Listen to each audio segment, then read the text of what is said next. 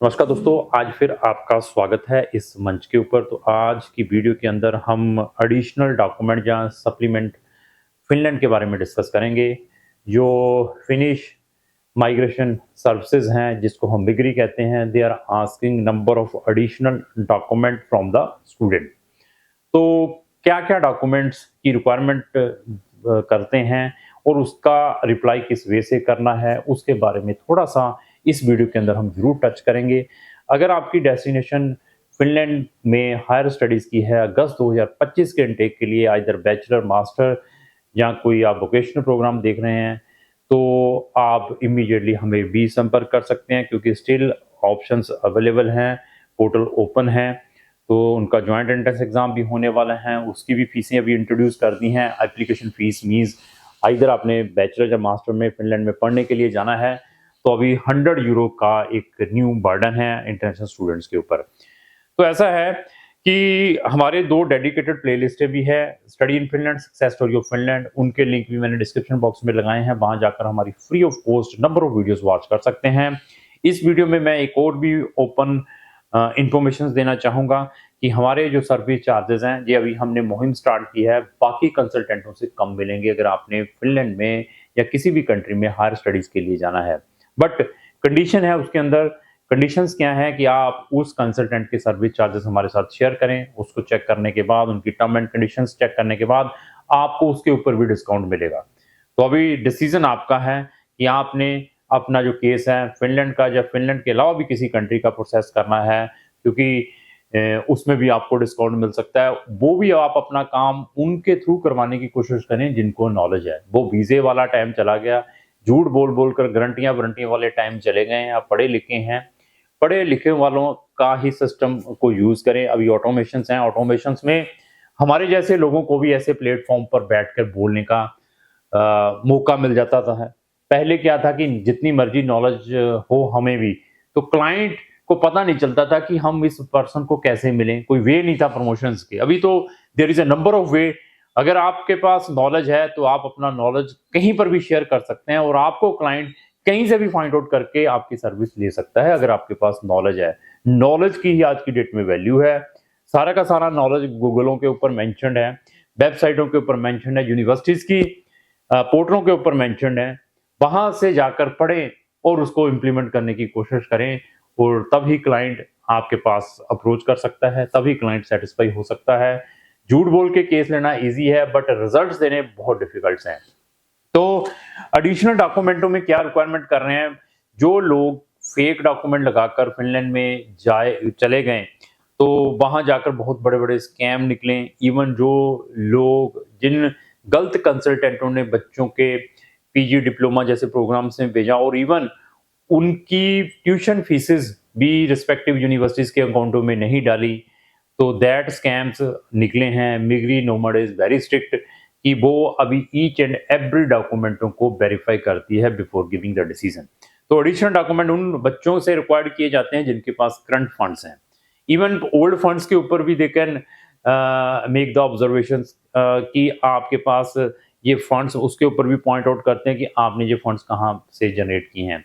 कोई भी एंट्री 50,000 से ज़्यादा की है आपके अकाउंट में, आइदर वो कैश है, आइदर वो आपके बैंक में ऑनलाइन ट्रांसफ़र हुई है, उसकी एंट्री की आपसे वो जस्टिफिकेशन माँग सकती है। मिग्री इवन माँग भी रही है। अगर आपने अपने फंड्स कैश अपने बैंक में डाल दिए हैं, तो क्या अभी आपका वीज़ा आएगा? अगर नहीं आ रहा है, जहाँ मिग्री ने उसके ऊपर भी क्वेश्चन किया है, तो उसकी जस्टिफिकेशन आप कैसे दे सकते हैं? तो ऐसा है कि हमारे पास बहुत सारे केसेज़ आते हैं, जिन्होंने अपने जो फंड्स हैं, प्रॉपर्टी सेल करके दिखाए होते हैं। उसके अंदर अभी बहुत सारे क्वेश्चन्स आ रहे हैं मिग्री की ओर से कि वो प्रॉपर्टीज़ की रजिस्ट्री प्रोवाइड की जाए, जो ओरिजिनल है। जिस जो प्रॉपर्टी आपने बेची है सेकंड पार्टी को, हमें फुल एंड फाइनल एग्रीमेंट और ट्रांसफर प्रॉपर्टी का confirmation from the government agencies के थ्रू दिखाया जाए। आपने जो पेमेंट दी है बायर को, वो किस वे से दी है, उसकी ट्रांजैक्शंस या उसका जो एग्रीमेंट बनता है वो भी दिखाया जाए। जैसे रजिस्ट्री के अंदर मेंशन किया जाता है कि मैंने ये प्रॉपर्टी परचेज की है, मैंने ये प्रॉपर्टी जो परचेज की है इतने की परचेज की है, इस वे से मैंने ये जो पेमेंट है अपने जो बायर ने इस पे वे से की है, वो उसकी जस्टिफिकेशंस दे आर आस्किंग। उसके बाद वो आपसे ये भी पूछते हैं कि आपकी अपनी ईयरली इनकम क्या है, तो वो ईयरली इनकम आपने कैसे दिखानी है, उनकी भी जस्टिफिकेशंस दी जाती हैं। और कुछ लोग एजुकेशन लोन लेकर भी अपना स्टडी परमिट अप्लाई कर रहे हैं। तो एजुकेशन लोन में से सबसे बड़ा क्वेश्चन है कि एजुकेशन लोन में को एप्लीकेंट कौन है, एजुकेशन की जो रीपेमेंट है किसने करनी है। अगर आपने एजुकेशन लोन ले लिया है, रीपेमेंट का आपके पास सोर्सेज नहीं है, तब भी आपका केस स्टक हो सकता है। ये नहीं है कि 100% आपको वीज़ा नहीं मिलेगा, स्टक हो सकता है, उसके ऊपर क्वेश्चनिंग आ सकती है।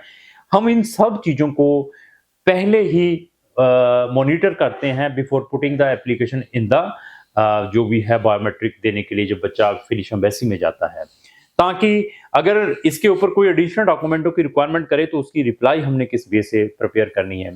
कुछ लोग अपने जो फंड्स हैं आफ्टर सेलिंग का गोल्ड अपने सोल्ड किया है, गोल्ड अभी गोल्ड सोल्ड किया है, तो आपके पास क्या-क्या एविडेंसेस होने चाहिए। अगर आपके पास कोई एविडेंसेस नहीं है तब भी आपका वीज़ा में प्रॉब्लम आ सकती है, आपके रेजिडेंसी परमिट में, आपका रेजिडेंसी परमिट उस ग्राउंड पे रिजेक्ट भी हो सकता है।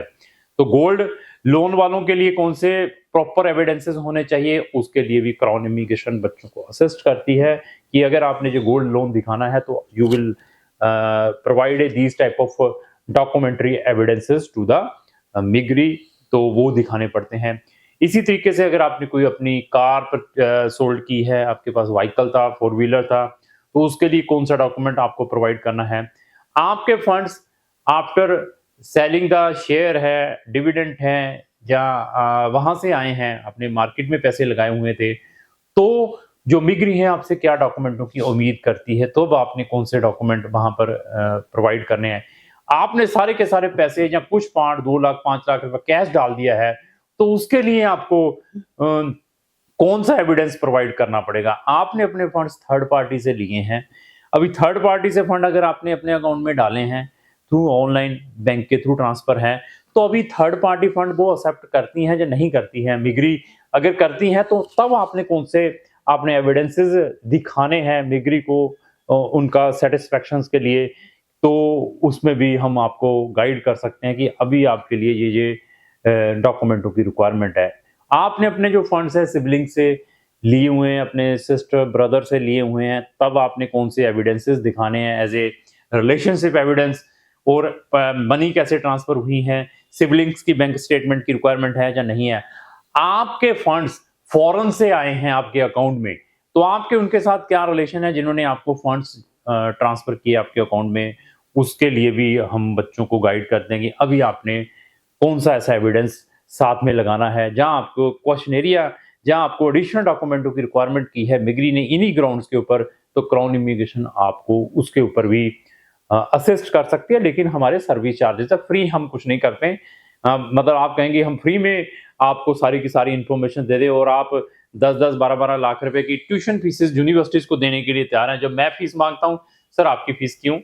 आप फिनिश एम्बेसीज को 35 से 40 हजार की फीस देने के लिए रेडी हैं, मैं फीस मांगता हूं, सर आप वीडियो बड़ी अच्छी बनाते हैं लेकिन पैसे मांगते हैं। यस, हमारे सर्विस चार्ज है क्योंकि मेहनत करते हैं और कोई भी चीज को हाइड नहीं करते हैं, फैक्ट बताने की कोशिश करते हैं, प्रोफेशनल हैं।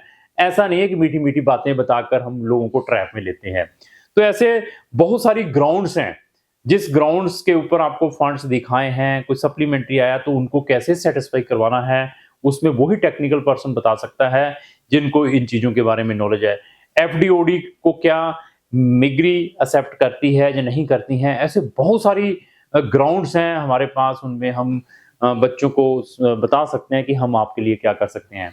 तो अगर आपने फिनलैंड में जाना है, फ्रॉम स्टार्टिंग टू एंड तक हमारी सर्विस लेनी है, वो भी आपको मिल सकती है। पार्ट में सर्विस चाहते हैं, आपका सप्लीमेंट्री आया है, उसकी रिप्लाई प्रिपेयर करवाना चाहते हैं, उसमें भी हम आपकी हेल्प कर सकते हैं। आपका एडमिशन ही आया हुआ है, आप हमसे चाहते हैं कि रेजिडेंसी का प्रोसेस स्टार्ट करवाना चाहते हैं, तो उसमें भी पार्ट में सर्विस मिल सकती है।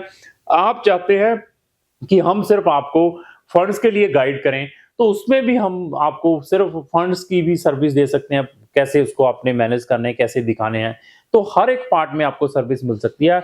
आप सिर्फ हमसे अपने स्पाउस का ही प्रोसेस करवाना चाहते हैं रेजिडेंसीज का, उसमें भी हम आपकी हेल्प कर सकते हैं। आप ऑलरेडी फिनलैंड पहुंच चुके हैं, अपने सिबलिंग्स के, अपने पेरेंट्स के, कोई टूरिस्ट वीजा अप्लाई करवाना चाहते हो तब भी हम आपकी हेल्प कर सकते हैं। आप ऑलरेडी फिनलैंड में पहुंच चुके हैं, वहां से फर्दर कोई यूएस, ऑस्ट्रेलिया, न्यूजीलैंड जैसी कंट्री का टूरिस्ट वीजा अप्लाई करवाना चाहते हैं तो उसमें भी हम आपकी हेल्प कर सकते हैं।